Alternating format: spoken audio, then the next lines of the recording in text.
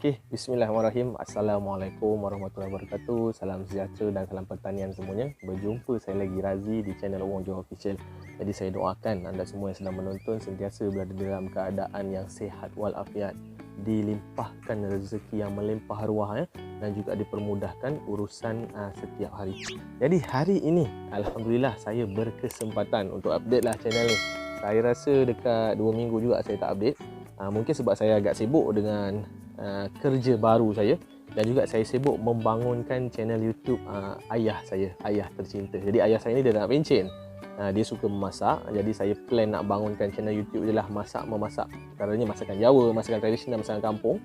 Jadi korang semua yang belum subscribe, bolehlah tolong subscribe. Saya akan letak description kat bawah ni, link kat bawah description. Okey, jadi hari ini apa yang saya nak kongsikan adalah saya mendengar dan juga membaca beberapa permasalahan rakan-rakan kita di grup Telegram dan juga di komen-komen. Banyak yang mengadu pokok mereka selalu terbantut. Padahal macam-macam cara dah buat. Dah letak baja, tanah pun beli daripada tanah nursery. Orang cakap tanah nursery mungkin mesti tanah tu cantik kan, tapi pokok masih tak subur. Lepas tu ada yang sarankan letak kulit telur, juga masih tak subur. Jadi kat mana masalah ni? Jadi punca pokok terbantut itu bermula pada asas. Jadi apa asas yang kita nak tengok? Jom kita tengok.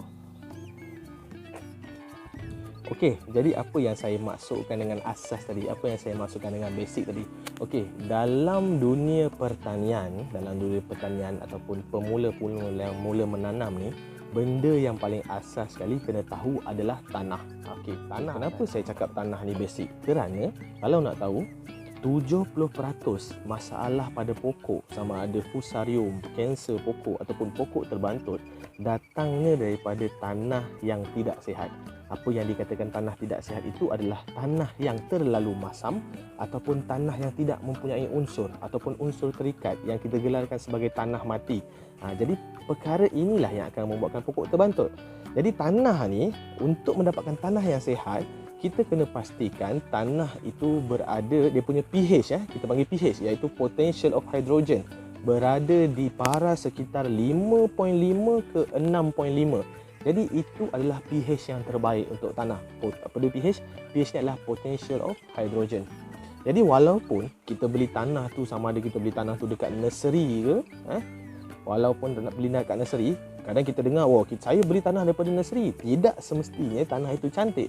Walaupun nursery cakap tanah ni bagus, tanah ni campuran bagus, campuran tayak ayam dah siap baja, tidak semestinya. Kita kena pastikan tanah itu kandungan pH-nya sesuai untuk tanaman. Jadi macam mana kita nak ukur kandungan pH ni, sama ada dia tinggi atau rendah?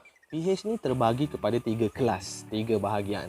Bahagian yang pertama adalah pH yang berasid. Berasid ni adalah bacaan di bawah 7, iaitu 7, 6, 5, 4, 3, 2, 1. Itu adalah bacaan asid. Kemudian kita ada neutral. Neutral ni adalah 7. Jika dia pada 7, bacaan itu 7, jadi bacaan itu adalah neutral. Yang mana neutral ini sesuai lah untuk tanaman. Yang terbaik adalah neutral.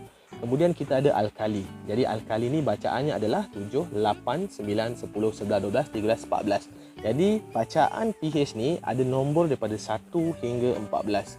1 hingga 6, 1 hingga 7 di bawahnya adalah asid, manakala 7 dan ke atas adalah alkali. Jadi apa yang kita nak adalah tanah di sekitar 5.5 ke 6.5. 6.5 tu mungkin kalau lebih sikit, 6.6, 6.7 di atas tu, itu cantik. Tetapi jangan lebih 7. Kalau 7.5, kemudian 7.8, ya itu tak boleh. Itu alkali. Jadi ada masalah agak. Tanah masam pun bermasalah, tanah terlebih alkali juga masalah. Jadi macam ni kita nak ukur kita punya pH tanah ni? Sebab itulah diciptakan satu alat moden yang bernama soil meter. Ini adalah soil meter lah. Kalau zaman dulu orang guna teknik Kuhn. Teknik Kuhn ni boleh google lah. Dia guna tabung uji, masuk makmal dan macam-macam lagi. Sekarang ni dah ada soil meter, dan soil meter ni pun macam-macam jenis ada.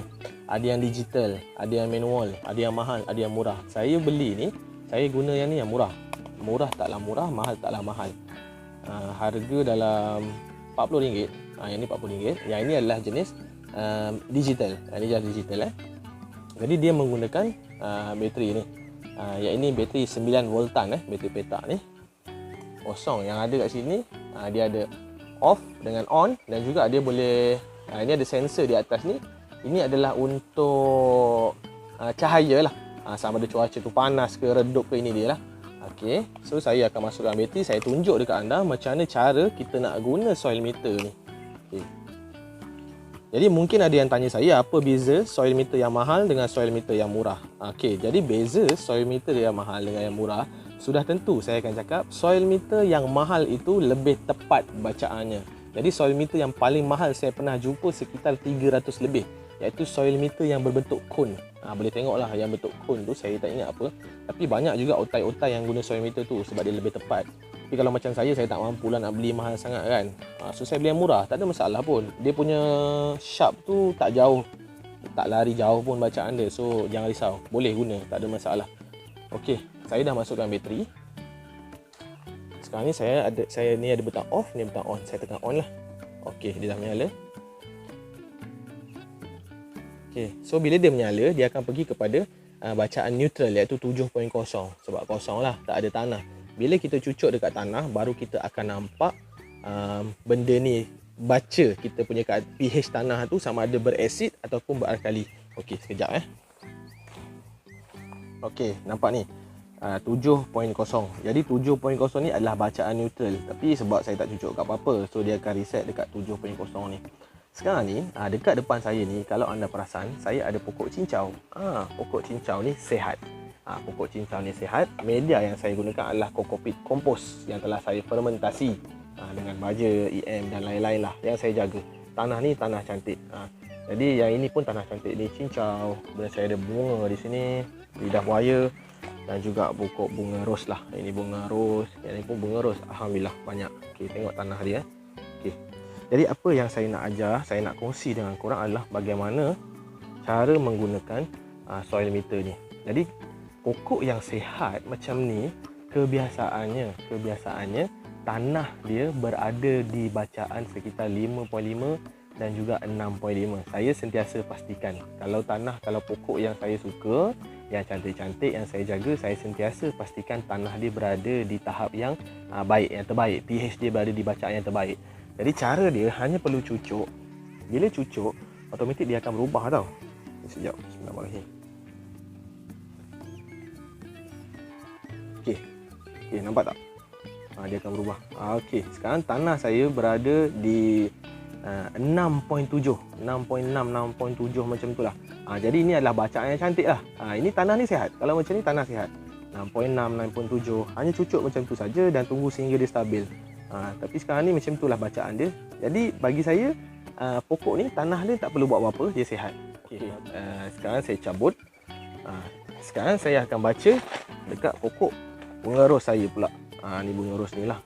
Bunga cantik, sihat. So saya akan cucuk. Okey, sebelum cucuk, pastikan anda bersihkan dululah bawah ni supaya tidak tersisa-sisa daripada tanah yang sebelum ni lah. Okey, bismillahirrahmanirrahim. Cucuk. Tengok berapa tanah dia.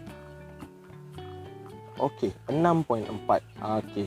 Nampak kita cucuk lebih kurang dalam 3 inci ke 4 inci ke dalam tanah. Saya dapat 6.4. Jadi tanah ni memang sihat. Jadi dekat situ kita nampak, tengok pokok pun tahulah sihat kan. Bunga dia cantik. Ni saya cucuk lagi, tengok.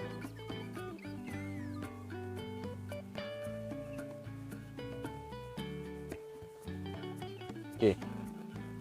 Yang ini tidak berapa cantik lah, 5.8, tapi masih okey 5.8 ni masih okey, tidak terlalu masam sebenarnya. Tetapi kalau bawah 5, yang itu kena risau. Okey, 5.8. Okey, jadi ini pada pokok yang sihat. Dan tentulah itulah cara mudah aja nak pakai soil meter ni. Saya sekarang ni dekat tepi rumah saya ni ada banyak pokok yang tak berapa sihat sebenarnya. Okey, jom saya tunjuk kat anda antara pokok yang terbantut lah. Okey. Ini dia antara pokok yang terbantut. Ini pokok labu. Sebenarnya pokok labu ni saya buang biji dia, kemudian dia tumbuh sendiri. Jadi bila tumbuh sendiri, saya sajalah pindahkan dekat polybag, tapi tidak berjaga. Kalau tengoklah pokok ni bagi saya sakit. Satu sebab dia kuning, dan juga kering-kering kat situ. Itu bukan masalah ulat ya, itu adalah masalah media sebenarnya. Saya rasa media dia masam. Okey. So tanah yang saya gunakan ni tanah merah sebenarnya, tanah topsoil merah campur dengan abu tandan kelapa sawit. tapi tidak melalui proses fermentasi dan juga saya tak berbaja sangat. Jadi saya kurang jaga sebenarnya. Okey, jadi saya tucuk, saya tengok berapa bacaan dia. Okey, nampak tak? Bacaan dia 5.1. Jadi 5.1 ni adalah bacaan yang agak merisaukan. Ini adalah bacaan yang agak merisaukan. Di bawah 5.5 agak merisaukan. Sebenarnya antara yang terbaik adalah macam saya cakap 5.5 ke 6.5. Yang ini 5.1. Okey, reset sekali. Okey. 4.5. Ini lagi teruk. 4.5. Tengoklah pokok dia pun. Okey, 4.5. Jadi dekat situlah kita tahu problem kat mana pokok kita problem. Kadang-kadang bukan sebab kurang baja, kadang-kadang tanah tu masalah. Okey, jadi macam mana kita nak naikkan neutral tanah ni? Kita nak naikkan dia punya pH tu. Okey, jadi dekat sinilah gunanya. Teng. Okey, tak apa je lah saya. Sekejap saya tukar spot. Okey, inilah dia yang kita gelarkan sebagai GML ataupun kapur dolomite lah, limestone Ini kapur dolomite. Jadi kapur dolomite ni adalah salah satu bahan yang penting dalam pertanian. Apa tugas dia? Tugas dia untuk meneutralkan balik tanah yang berasid. Jadi kalau tanah tu berada di bawah bacaan 5.5, orang semua wajiblah ada benda ni. Okey, tengok ni. So macam mana nak pakai benda ni? Okey, jadi nak pakai benda ni hanya taburkan sahaja pada media tanah tu. Jadi macam mana nak tabur? Banyak mana nak tabur? Okey, jom. Letak balik dekat pokok yang tak sihat tadi. Okey. Ni media tanah ni. Jadi saya biasanya kalau satu polybag ni saya akan guna setengah genggam. Ni setengah genggam ni saya akan guna. Saya tabur saja macam tu.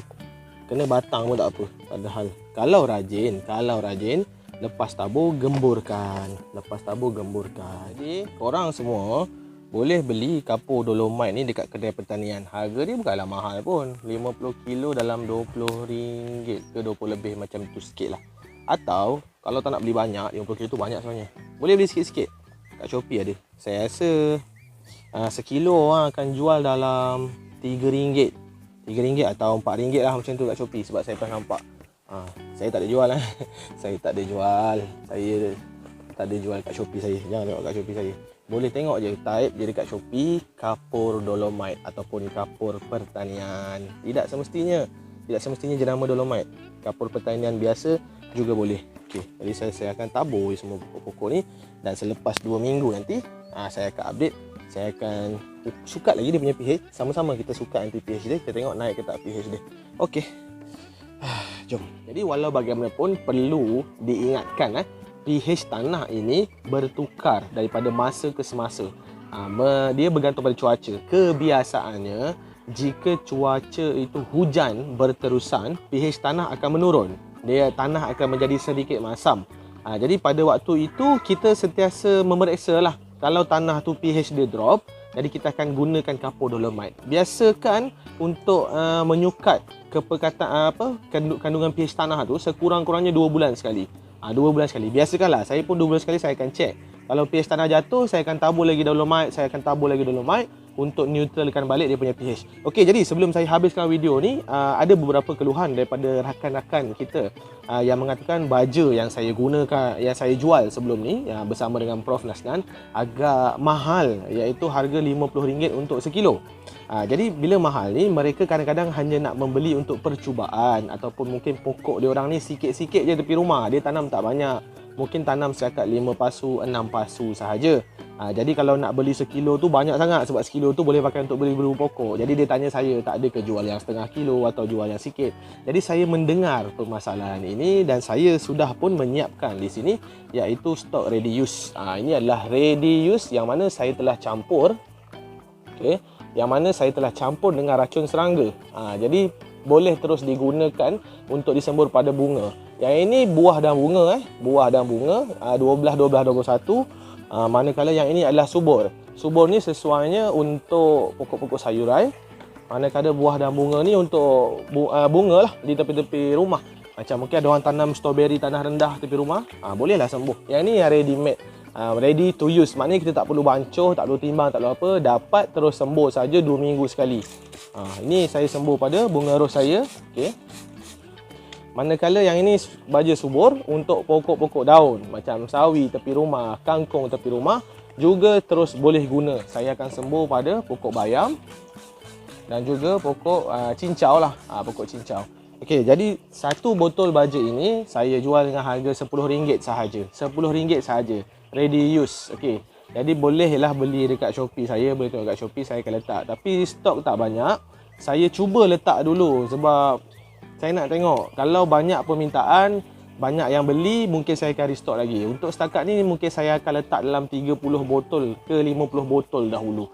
Satu subur, satu buah. Jadi sesiapa yang berminat bolehlah cari dekat kedai Shopee saya letakkan link di bawah ni. Okey. Saya rasa itu saja perkongsian untuk hari ini. Jika anda sukakan dengan perkongsian saya, bolehlah tolong tekan butang subscribe, like, share dan komen. InsyaAllah kita berjumpa lagi di episod akan datang. Assalamualaikum warahmatullahi wabarakatuh. Salam sejahtera dan salam pertanian.